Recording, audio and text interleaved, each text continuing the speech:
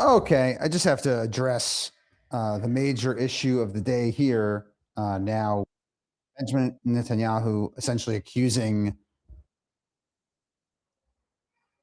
President Joe Biden of getting soldiers killed in Gaza.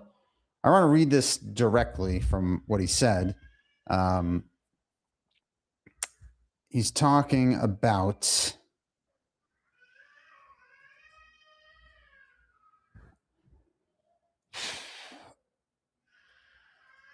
he said here, if I pull this up,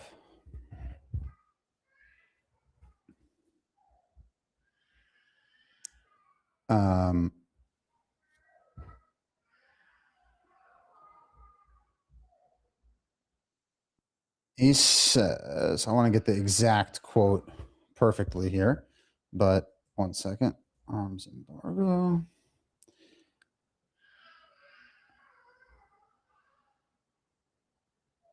Okay, I mean, look, Raylan Givens has been a pretty good source throughout this war. Says, must read PM Netanyahu is effectively blaming the Biden administration for the fall of Israeli fighters in Gaza due to the arms embargo imposed on Israel. At some point during the war, we ran out of ammunition and fighters fell. A major part of this ammunition loss resulted from a U.S. arms embargo. This changed with the entry of President Trump, et cetera, et cetera. Okay. First of all, I want to say I'm not defending Joe Biden. I'm not a Joe Biden fan. I'm also not against Prime Minister Netanyahu, but I'm just trying to call balls and strikes here, okay? You cannot essentially have a Ministry of Defense of Israel that failed to prepare for any sort of ground incursion for multiple decades, failed to properly arm its soldiers, failed to buy equipment that had to be filled in by donors, and then turn around and say that it's Joe Biden's fault for soldiers being killed in Gaza. There's plenty of soldiers, unfortunately, who lost their lives on October 7th and thereafter as a direct result of a lack of equipment, lack of ceramic plates, ballistic helmets that actually worked, night vision goggles, drones, and the Army completely failed in that regard. The Ministry of Defense failed in that regard. The Defense Minister, Yoav Gallant, failed in that regard. And this also has to do with the Prime Minister of Israel, Benjamin Netanyahu.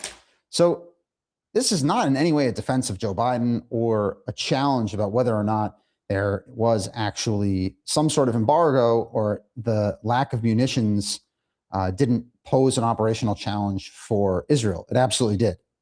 But the idea that Joe Biden would be the one that's uniquely singled out is preposterous. I'm really frustrated as an American that Israel would lob this kind of garbage at the president of the United States, who flew 10 days after October 7th to Israel and attempted to actually help. Now, I'm not supporting everything Biden has ever said or done. I'm not a Biden voter. I've never voted for Obama or Biden or anyone like that. But we have to just call a spade a spade. Israel was completely unprepared. Israel had actually previously agreed to send munitions to Ukraine. If you recall, former Defense Minister Yoav Gallant actually said that his first call, or one of his first calls on October 7th, was actually to Lloyd Austin to ask to have those munitions brought back. So the entire narrative that somehow now Biden is responsible for this death is crazy. I'll give you a story of someone from Golani 51 on October 7th. There wasn't enough ceramic plates. There were not enough ceramic plates. And before October 7th, they took away his ceramic plates and they said, you spend more time in the intelligence wing, so we're going to give it to someone else. On October 7th, he went out to fight and was shot in the plates, shot where his plates would have been, and was killed. Other stories of soldiers entering buildings. There weren't enough drones to go in ahead of time. They go in, there's a booby trap, they get killed. Soldiers getting shot in the side where they're without plates, getting killed. Soldiers getting shot in the head, where if they'd had a proper helmet, could have been a different result. So this is a much bigger can of worms. I'm not sure that Prime Minister Netanyahu and the Israeli defense establishment really wants to open that. I think it actually could be good to open it, because that way there'd be some evidence that had to be put forward, and there'd also be the truth. I don't think that's a bad thing. But this idea that somehow Biden is the one who's getting singled out for an arms embargo is offensive. How would you classify systematically failing to provide your soldiers with proper helmets, proper vests, and proper equipment over decades? Is that an arms embargo that the Ministry of Defense put on its own soldiers? Because if this is how we're going to go and basically accuse the President of the United States of having blood on his hands for failing the state of Israel and for failing those soldiers, then there really needs to be a microscope over the behavior of the Israeli Ministry of Defense and the IDF. I have lists and lists and lists of incidents of soldiers, things that have been researched, and there's lists of heroes that are 6 feet under that did not have proper equipment. So I'm not sure that the government of Israel really wants to open that can of worms, but it's important that the facts actually come forward here, and God willing, these kinds of mistakes aren't made. I am not in any way supporting the behavior of the Biden administration. I am not endorsing that, but it's important that the record is actually accurate when it comes to cause of death for IDF soldiers and the lack of preparation. Now, Israel was making PR decisions vis-a-vis Ukraine, right? They were giving, I think they gave 2 armored ambulances to Ukraine. Now, did they have enough armored ambulances on October 7th? Obviously not. So then who in the Israeli defense establishment decided that it was a good idea or an okay idea for people to give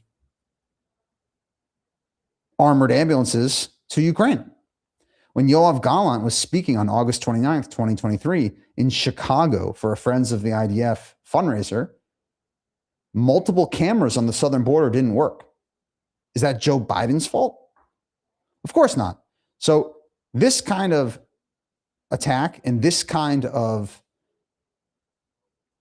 accusatory way of dealing with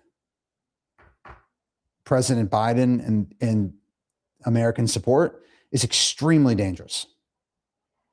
But if Prime Minister Netanyahu and the Israeli defense establishment and political establishment wants to engage in this discussion, I would be more than happy to see that happen. I think it's important that the Israeli defense establishment is held accountable.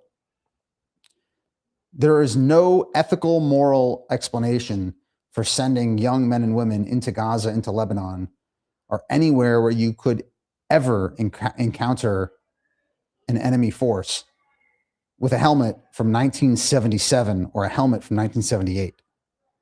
But that is something that happened on October 7th, after October 7th. That's a fact. So it's important that if this is how the Israeli government is going to try to deal with the issue, that it's done in an honest and transparent